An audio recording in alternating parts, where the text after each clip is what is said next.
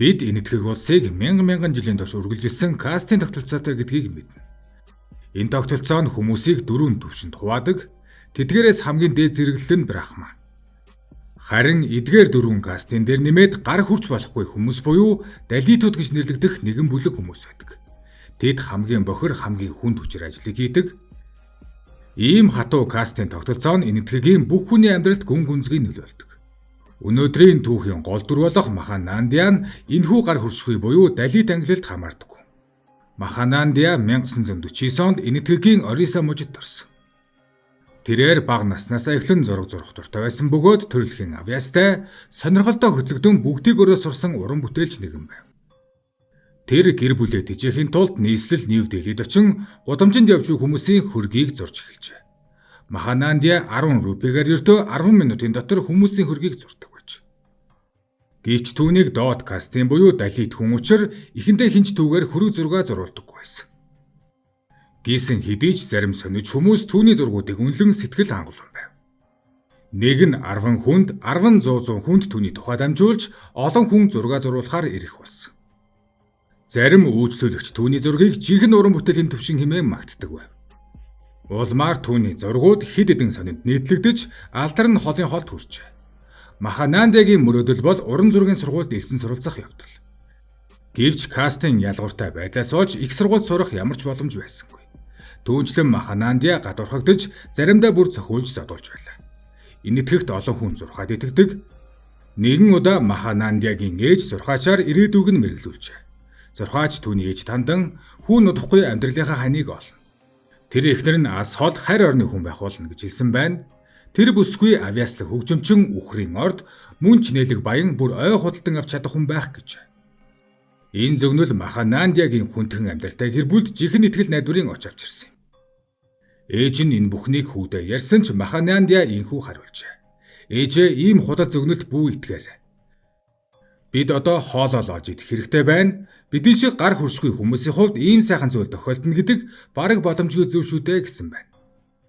Үүнээс хойш хэдхэн сарын дараа 1975 онд Маханандия 24 настай боллоо. Тэр жилийн сэрүүний улирал эхэлсэн нэгэн шөнө түүн дээр сүүлийн үйлчлүүлэгч ирсэн нь 19 настай швед охин Шарлотта фон Шедевен байлаа. Шарлотта Их Британд суралцдаг бөгөөд амралтаараа энэтхэгт аялаж яваа нэг. Тэр шин дээлид хөрөг зургаар гаргууд нэгэн уран зураач байдаг тухай сонсож Маханандиаг олж очоод өөрийн хөргийг зурулахыг хүссэн байна. Шарлоттог харангуйтаа Маханандия түүнд анхны харцаар татагдсан байв.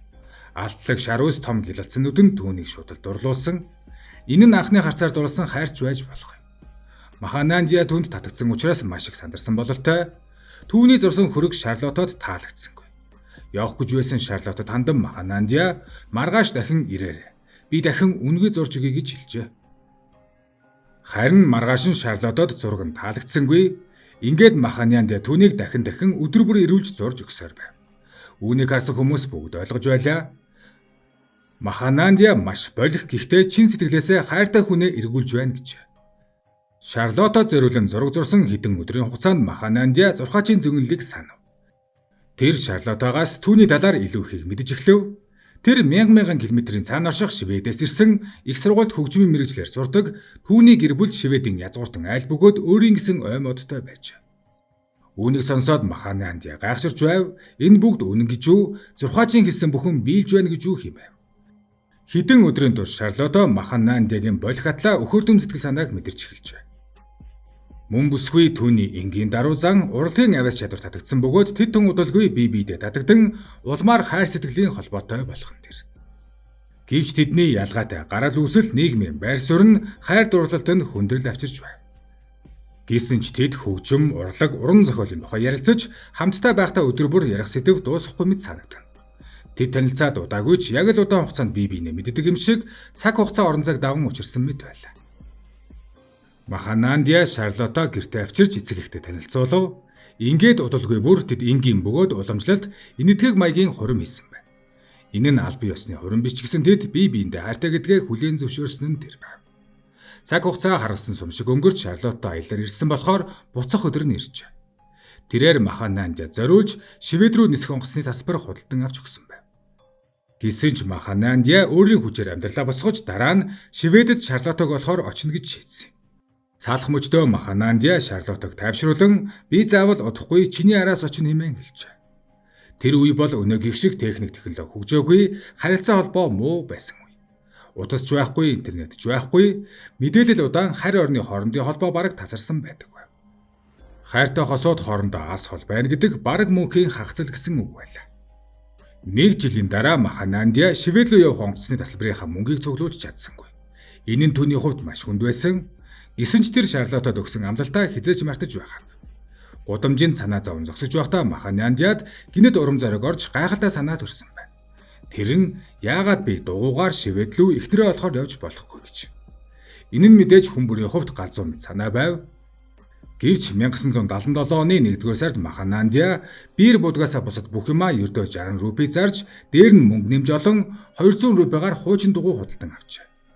Ингээд ас холын аялалдаа гархан тэр. Харин ээж нь түүнийг явах гэж байхад нь асуусан байна. "Чи заавал явах ёстой" гэж үгэхэд Маханандя "Тийм ээ, би явахгүй бол амьдралынхаа турш харамсан" гэжээ. Ийхүү Маханандя аялалдаа гарлаа.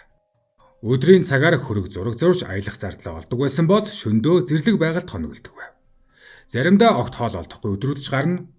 Гэвч энэ бүх хүнд бэрхцүүлж түүний эхнэрээ өвлөн санах сэтгэлийг дийлэхгүй байлаа. 1970-ад оны үед зарим оронд визний асуудал тэмч чанга байгаагүй. Маханандягийн аяллаа явцад зарим нэг улсууд виз олгохоос татгалздаг байсан ч түүний тэсвэр төвчээр зориг зүрхийг нь бурхан харсан мэт түүн туслах хинэгэн үргэлж гарч ирэн виз авахт нь тусалж өгдөг байж. Пакистан, Афганистанд хинт их ойлгодог хүмүүс байсан тул харилцахад амархан байж, зарим сайн санааг хүмүүс түнд үнгүй хоол хоноглох байраар тусалдаг байв. Харин бусад оронд хэл ойлгомжгүй байсан ч урлагаар дамжуулан сэтгэлээ илэрхийлж чаддаг байсан. Энэ нь урлагт хэл хязгаар үгүй гэдгийг баталсан хэрэг байлаа. Маханандянд Пакистан, Афганистан, Иран, Турк, Болгар, Югослав, Итали, Герман, Дан зэрэг олон орноор аялаж 6000 км гаруй замыг нийт 120 гаруй хоног давж тууснаар 5 дугаар сарын 28-нд Шведийн хилд хүрчээ. Шведийн хил дээр хэлийн байцаагч түүнээс яагаад Шведэд ирснийг нь асуухад тэр "Би хайртай эхнэрээ олохоор дугуйтаа явж ирсэн" гэж хариулжээ.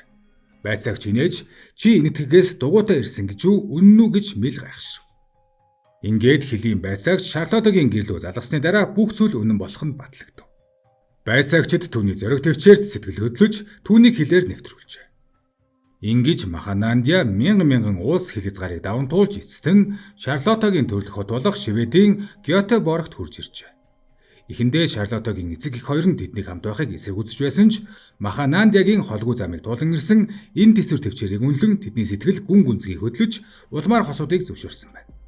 1978 онд Маханандя болон Шарлото хоёр албан ёсоор гэрлэжээ. Гэрэлсний дараа хосууд хүүхдүүдтэй болсон.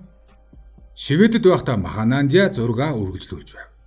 Харин тэр өнөөдөр Маханандя нэрээрээ Шведэд танигдсан нэр хүндтэй уран зураач болсон бөгөөд Шведийн засгийн газарт соёл урлагийн ахлах зөвлөх хүртэл болж чаджээ. 2012 оны 1-р сарын 4-нд Маханандя энэтхэгийн Уткар соёл урлагийн их сургуулиас хүндэт докторийн цол гардан авсан юм. Мөн Шведийн засгийн газраас Инориса мужийн иж төлөөлөгчөөр томилогдсон байна. Шарлото ч гэсэн хөгжмөөрөө шаргуу ажиллаж байгаа юм. Одоо Маханандя 76 настай бол Шарлото 69 настай. Хэдийгээр тэд цаг хугацаа өнгөрхийн хэрээр хөгжирсэн ч одоо хүртэл нэг нэгнээ маш их харилдаг, хамтдаа байхдаа бие биенээ хүндэтгэж, үр хүүхэд ач зээ нартай үлгэр дуурайл болсоор байна. Жинхэнэ хайр гэдэг удам угсаа нийгмийн ангиллал хол зай цаг хугацааг даван туулснаар мөнх оршдог. Тэдний хайр дурлалын түүх нь олон хүний сэтгэлийг хөдөлгөж дэлхийд даяар алдартай болсон юм а.